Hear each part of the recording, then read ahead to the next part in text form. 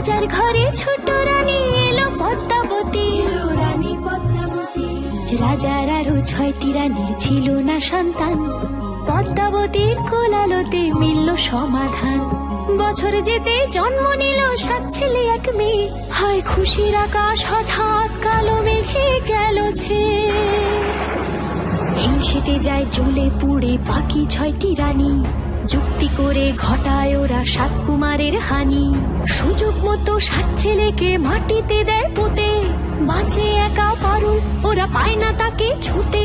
ধাইমা বাজায় সেই মেয়েকে বড় করে তোলে, 7 ভাইকে পায় যে পারুল 7টে চাপা ফুলে। এত কিছুর পরেও রাজার বিপদ যে কাটে না, সূর্য নগরে সুখের সূর্য আর ওঠে না। হিংসা বিবাদ বিচ্ছেদ আর প্রেমের কাহিনীতে পারুল বোন কি পারবে 7 ভাই চম্পাকে জাগাতে।